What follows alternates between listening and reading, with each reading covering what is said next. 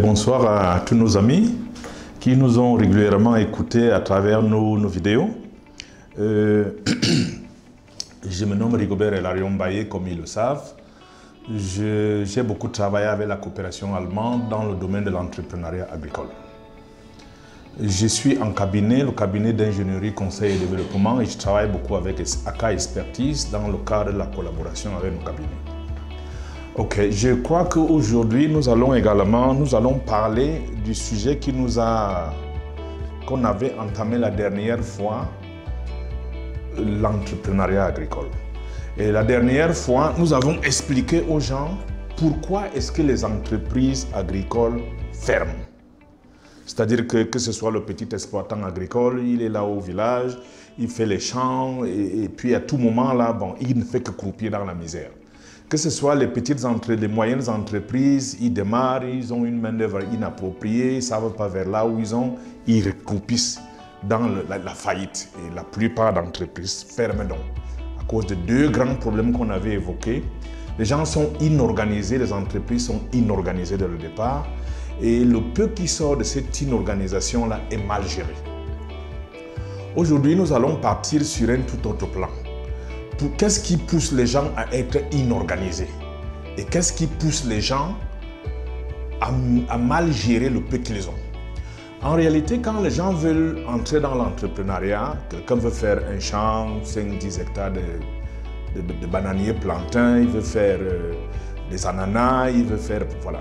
Donc, les gens se disent que nous avons grandi dans ça avec nos parents et nous pouvons aller également continuer à faire tel que nous avons vu nos parents faire. Ou alors ils peuvent également s'entourer d'un accompagnement approximatif parce qu'ils ne veulent pas mettre des coups dans ce qu'ils veulent parce qu'ils veulent gagner. Et on disait la dernière fois que bon, même la main d'œuvre là, on prend la main d'œuvre des amis, la pression des amis, vous les injectez dans l'entreprise alors qu'ils n'ont pas de spécialité. Donc au jour d'aujourd'hui, nous allons orienter nos amis, tous ceux qui veulent rentrer dans l'entrepreneuriat agricole, pour chasser la précarité. La précarité, c'est la perte du lendemain. On n'a pas à manger. Pour éviter que nos entreprises ne ferment, il faut partager le peu que nous connaissons.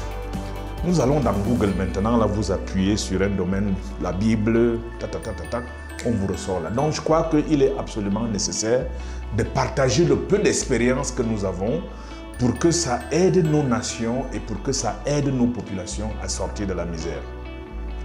Donc, le producteur a deux problèmes principaux dans son entreprise. Et nous voulons amener le producteur à changer de comportement. Mais quand il veut rentrer dans l'activité agro-pastorale, il y a un certain nombre de questions qui doivent se poser. Maintenant, je vais m'engager dans les productions. Qu'est-ce qui me pousse à m'engager dans les productions? Il faut d'abord qu'il se pose cette question-là, parce que les gens ne se posent pas cette question. Est-ce que j'ai les terres? Est-ce que j'ai la main-d'œuvre? Est-ce que j'ai le capital? Est-ce que j'ai des facteurs favorables qui m'amènent vers les productions? Parce que quand vous voulez dire que je vais m'engager dans les productions, c'est encore le rêve. Donc vous devez commencer à analyser dès le départ, est-ce que j'ai des facteurs favorables? Maintenant, je dois me demander, qu'est-ce que je vais cultiver? Qu'est-ce que je vais cultiver? Les gens s'engagent seulement et disent, je vois les autres faire l'ananas, je vois les autres faire le palmier à huile, je vois les autres faire... Il faut avoir une raison pour laquelle on veut s'engager dans une activité agricole. Effectivement, la première raison, c'est de sortir de la précarité. Il faut vendre le produit, gagner de l'argent. Et le produit peut également nourrir ta famille. Donc, qu'est-ce que je vais cultiver? Nous, on a la réponse à ça dès le départ. Ensuite, il faut se demander, ce que je vais cultiver là, je vais le cultiver dans quel espace? Dans quelle superficie?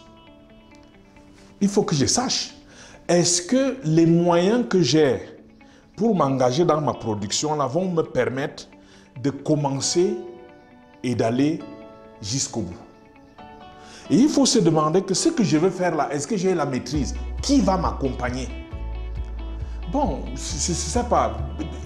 Tu ne peux pas aller en route là, n'importe qui vient te faire une injection. Les gens ont été formés, les gens sont formés, mais les gens se disent, hop, je vais avancer comme ça va aller. Ça ne peut pas aller. Pose-toi la question, qu'est-ce que je vais cultiver? Où est-ce que je vais le faire? Dans quel espace? Qui est-ce qui va m'accompagner? Ça, nous avons des réponses à ça dans notre domaine de l'entrepreneuriat agricole. Est-ce que j'ai la main-d'œuvre appropriée? C'est-à-dire les gens dans mon accompagnement là. Est-ce que j'aurai besoin de la main-d'œuvre salariée? Est-ce que c'est ma famille qui va travailler? Et il faut donc voir la conformité maintenant de la superficie que vous envisagez avec la main-d'œuvre. Parce qu'il y a une limite acceptable dans la rentabilité. Si vous prenez une main-d'œuvre beaucoup plus que ce qu'il vous en faut, mais vous tombez dans la faillite. Ou à la fin, vous allez même fuir votre exploitation quand les ouvriers là vont commencer à vous pourchasser. Donc, dès le départ, là, on a les possibilités de vous dire quel est le type de main-d'œuvre qu'il vous faut et quel est le threshold, quelle est la limite acceptable dans le calcul de votre rentabilité. Donc, ça, vous devez le savoir. Ensuite, après la main-d'œuvre là, je dois me demander quand est-ce que je dois même commencer mon activité. La planification. Dans tout ce que nous faisons dans la vie, chaque jour, c'est des petits projets que nous réalisons. Qu'est-ce que je vais faire? Comment je me planifie pour le faire? Et puis, j'aime rappeler aux gens que la plante te donnera ce que tu veux, à condition que tu donnes à la plante ce qu'elle veut au bon moment. Bon, ce n'est pas à tout moment qu'il faut dire que je vais commencer ma bananeraie, je vais commencer mon champ d'ananas, je vais faire mes pépinières d'arbres fruitiers. Il y a des moments propices pour la plante. Parce qu'elle me donnera ce que je veux, à condition que je lui donne ce qu'elle veut au bon moment. Quand est-ce que donc je vais démarrer mon activité? Ça m'amène à la planification, ça m'amène au calendrier culturel. Ça m'amène à d'autres exigences parce que la plante n'est pas seulement le calendrier culturel, l'environnement de production. Ça là, nous on sait vous le dire dans l'entrepreneuriat. Qu'est-ce que je vais cultiver? Maintenant, quel type de variété même je vais utiliser dans mes productions? Et quel est le potentiel des variétés que je vais utiliser? Donc, ils doivent se poser ces questions-là dès le départ. Et se poser également la question que les ressources que j'ai maintenant, est-ce que je vais tenir avec ces ressources du début de mon champ, du début de mes semis, du choix du terrain jusqu'à la récolte? Parce que c'est pas l'entrepreneuriat agricole, l'entreprise agricole, tu ne peux pas l'arrêter à n'importe quel moment. Donc, est-ce que les ressources que j'ai vont m'aider à aller jusqu'au bout et avoir une bonne rentabilité? Ça là, il doit se poser cette question-là. Ensuite, cette rentabilité que je cherche même, je vais calculer ça comment? Je calcule ça comment? Nous, on a les possibilités de lui dire que non. Quand tu veux faire un champ de tel hectare, de telle superficie, ta rentabilité sera comme ceci. Et on dit aux gens, les bandes de poulets de moins de 500 sujets, moins de 500 têtes, tu es à la limite net. Donc si tu fais une bande de 300, tu risques de tomber seulement dans la ruine. Tu n'auras pas de rentabilité. Et c'est pour ça également qu'on dit qu'il faut essayer de voir comment est-ce que je peux calculer ma rentabilité avant d'aller au champ. Maintenant, le champ a beaucoup de risques. L'élevage a beaucoup de risques. Est-ce que j'ai calculé le risque que je peux avoir dans mes spéculations? Et est-ce que ce risque est acceptable pour que je puisse aller et avoir une rentabilité dans mes exploitations? Les ressources. Est-ce que je vais commencer mon champ de maïs et au milieu, je commence à chercher l'engrais? Non, je dois avoir tout ça planifié dès le début et puis savoir même où je vais vendre. Donc, ce que nous disons aux producteurs, c'est que avant désormais d'aller au champ, l'école d'entrepreneuriat agricole te dit, pose-toi toutes ces questions-là. Maintenant, je vais produire dans un espace, peut-être en Colondomo, bien quelque part là, en Bangassina. Est-ce qu'il y a des gens dans cet environnement qui font également ce que je veux faire? Est-ce que je peux m'associer à ces gens-là? Parce qu'on dit, quand vous êtes ensemble, là, vous pouvez diminuer certains coûts. Ça là, nous, on connaît leur apprendre ça. Et ensuite, toujours dans les questionnements, est-ce que je maîtrise même le cycle de développement de ma plante? Et ça rentre dans l'accompagnement. Si je ne maîtrise pas, il ne faut pas que je me trompe moi-même parce que ça ne pourra pas aller. Maintenant, plus le produit a de la qualité, plus il se vend cher. Comment est-ce que je vais m'assurer de la qualité de mes produits? Ce qui va sortir de mon champ, comment est-ce que je vais m'assurer? Parce que quand on va au marché, on voit les choses là alignées là. Les gens demandent directement ce qui a de la valeur pour eux, à leurs yeux, et c'est ce qui passe le plus. Vous avez connu le problème de notre cacao et nos cafés là, le cacao qui a connu des problèmes au niveau là-bas du marché mondial, parce qu'on disait que le cacao avait été séché dans des conditions un peu difficiles. Et puis ça avait engagé des odeurs et puis ça donne une mauvaise qualité. Donc, quand on va au niveau du marché mondial, comme pour le cacao par exemple, chacun est derrière son produit.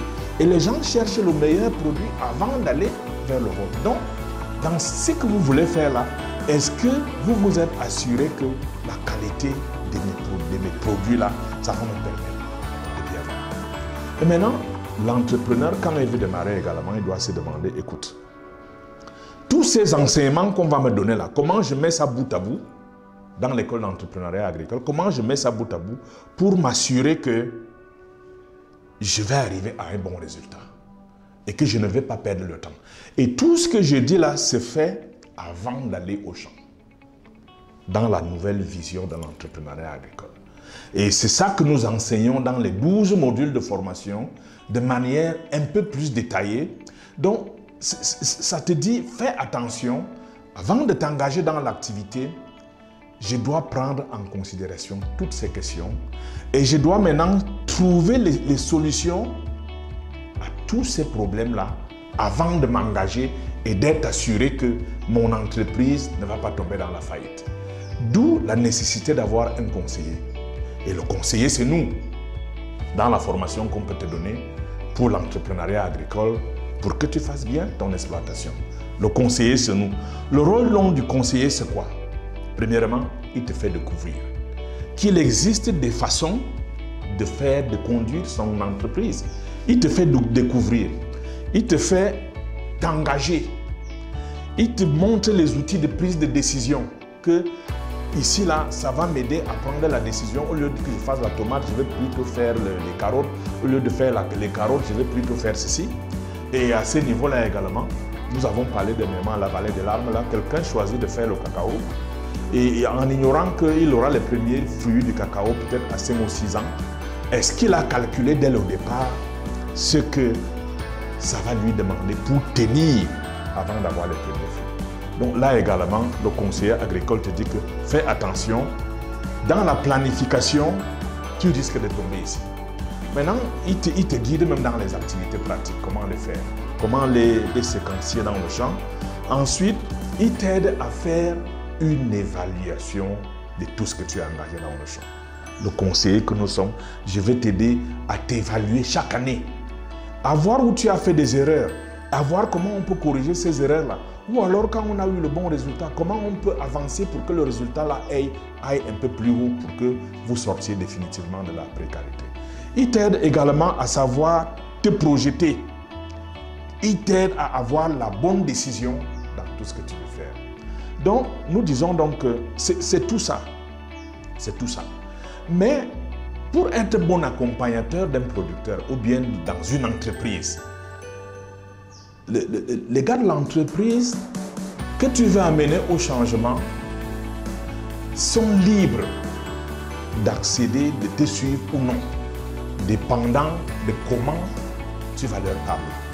Il faut les convaincre. Si tu n'arrives pas à convaincre les gens, donc le bon conseiller a des approches que nous avons développées au niveau de la GIZERA Entrepreneuriat Agricole. Le bon conseiller agricole doit maîtriser comment il doit parler avec les adultes, les heures d'écoute favorables. Et puis, comment il peut ressortir le problème du producteur, parce que tous les producteurs ont des problèmes. Et c'est ces problèmes-là que l'entrepreneur, il veut que son problème soit résolu. Quand on avait commencé cette école d'entrepreneuriat agricole, là, on a dit, on ne peut pas faire assembler les gens pendant 5 demi-journées pour leur apprendre sans qu'on leur donne à manger. On a bataillé avec la coopération allemande. Ils ont dit non, c'est pas possible. On ne peut pas donner la nourriture aux gens quand ils viennent pour qu'on résolve leurs problèmes. Parce que le producteur a un problème. Et quand il sent que vous pouvez résoudre son problème, même si vous lui dites de venir un dimanche, il va venir. Pour ceux qui ont l'ambition. La plupart aussi, comme je disais, bon, ils finissent l'année comme ça, ils ne peuvent même pas s'évaluer. Donc, le bon conseiller maîtrise l'éducation des adultes. Le bon conseiller maîtrise la communication efficace. Quels sont les bons mots pour parler aux gens et les accrocher? Tant que vous n'avez pas les bons mots et les bons termes, tant que vous ne maîtrisez même pas le sujet pour lequel vous êtes là, non, c'est plus compliqué que ça. Le bon conseiller doit maîtriser l'environnement de production de ces gars. Les gars qui veulent amener au changement. Il doit maîtriser le marché. Donc, il veut amener des gens au changement. Et le changement a plusieurs étapes. Au début, bon, tu parles aux gens, ils t'écoutent. Après, là, il porte attention à ce que vous dites. Après, il prend la décision de rentrer dans le changement. Après, il prend la décision de rentrer dans l'école d'entrepreneuriat agricole, là, où il trouve son intérêt. Parce que le problème qu'il a posé dès le début, vous avez les capacités de résoudre ce problème. Si vous n'en avez pas les capacités, il détecte ça trop vite. Donc, ce que nous, on a mis l'outil que nous avons mis en place. Donc, avant même d'arriver à, je sais pas, à la formation, à l'intérieur des différents modules qui résolvent les questions que j'ai posées là avant d'arriver, nous gravitons d'abord sur un certain nombre de principes et de stratégies qui font que nous devons bien pénétrer le producteur. Et ces stratégies-là, on peut les résumer de manière un peu sommaire. On a 4 grandes étapes.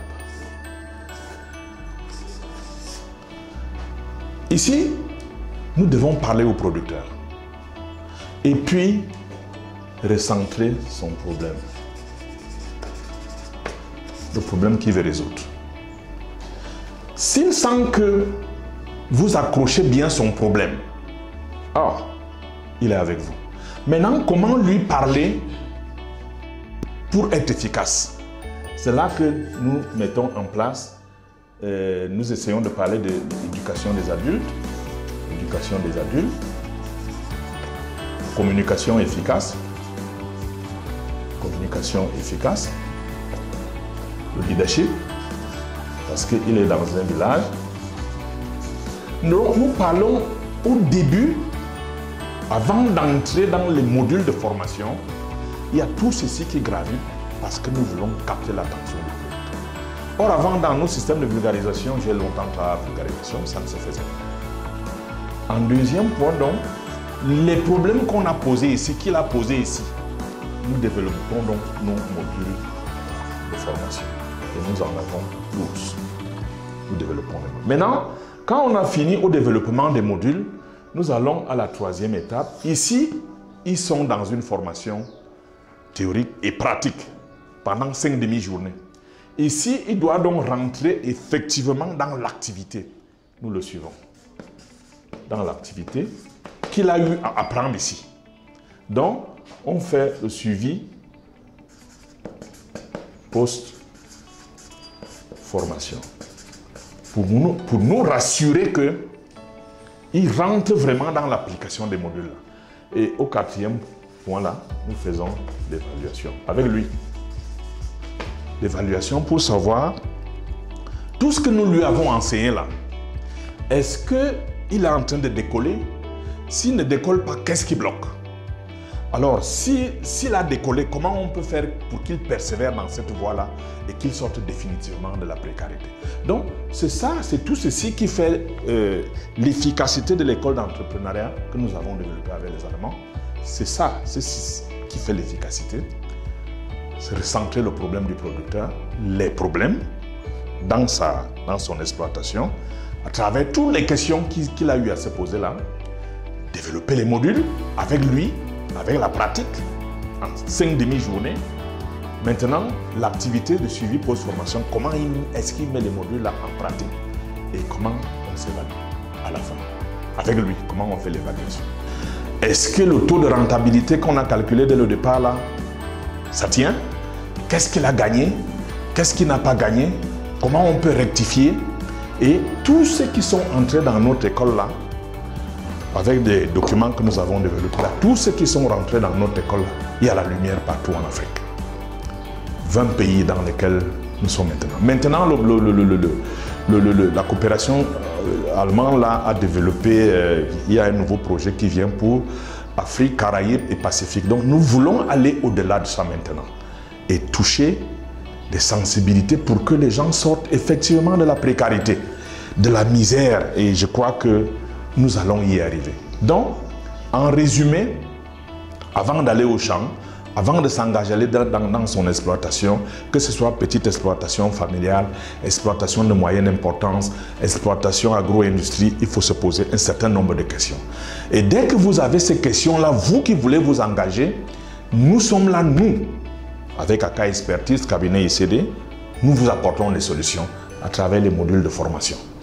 Et ensuite, on rentre dans l'activité. Maintenant, j'ai parlé de 5 demi-journées pour développer les modules de formation. Pourtant, actuellement, nous devons commencer à réfléchir comment est-ce que, à distance, vous pouvez avoir cette formation-là.